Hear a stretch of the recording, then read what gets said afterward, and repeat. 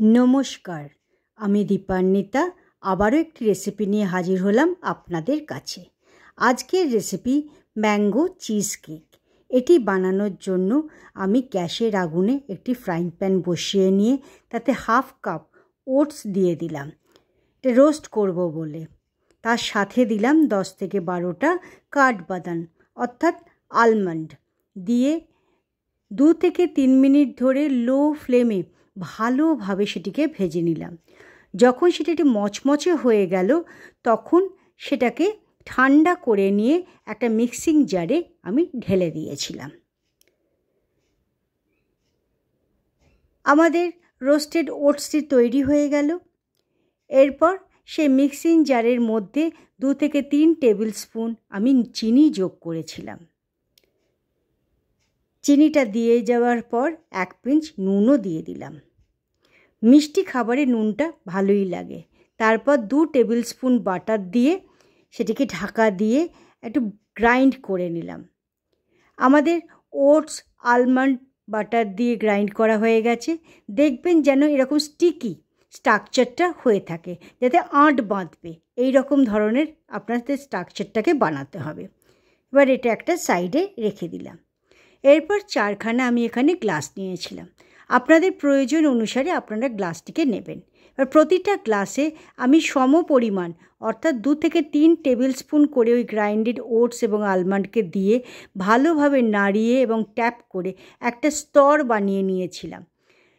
শুধু করলে হবে না, আবার সেটাকে একটা স্প্যাচুলা দিয়ে আমি ভালোভাবে সেটাকে সেট হবার জন্য একটা স্প্যাচুলার সাহায্যে পুরো লেয়ারটাকে বসিয়ে নিয়েছিলাম এবং 10-15 মিনিটের জন্য তাকে আমি ফ্রিজে রেখে দিলাম। এবারে একটা বড় মিক্সিং জার নিলাম। তাতে একটা বড় 1 কাপ আমের পাল্প আমি সেখানে যোগ করে দিয়েছিলাম এবং অর্ধেক আমটাকে আমি সরিয়ে রেখেছিলাম।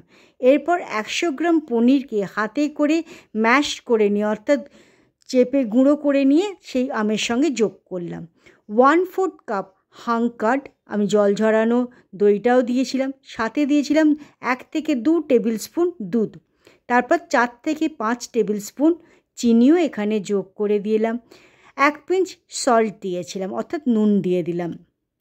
এবার ঢাকনা লাগিয়ে ভালোভাবে আমি ব্লেন্ড করে নিলাম। আমাদের আমের ব্লেন্ডটি বা এটা তৈরি হয়ে গেল। এরকম থিক টেক্সচার করতে হবে, ক্রিমি থিক টেক্সচারটা যেন আসে। এরপর তাতে 1 টিস্পুন এলাচ গুঁড়ো প্রথমে আমি দিতে ভুলে গেছিলাম, সেই জন্য এখানে দিয়ে আপনারা ব্লেন্ড করে নিতে পারেন বা আমার মতন সেটাকে সম্পূর্ণ মিক্স করে নিতে পারেন। এরপর 10-15 মিনিট বাদে সেই গ্লাসগুলোকে ফ্রিজ থেকে বার করে এই আমের পাল্প দিয়ে তারপর পনির দিয়ে যে মিক্সচারটা বানালাম সেটাকে ইকুয়াল কোয়ান্টিটিতে প্রতিটা গ্লাসের মধ্যে আমি ঢেলে দিলাম। এটিকেও স্তরটি যাতে ভালোভাবে বসে সেই জন্য এটাকে একটু ট্যাপ করে নিলাম, একটু শেক করে নিলাম, নিয়ে আবার হাফ অ্যান আওয়ারের জন্য অর্থাৎ আধ ঘন্টার জন্য ফ্রিজে ঢুকিয়ে রাখলাম।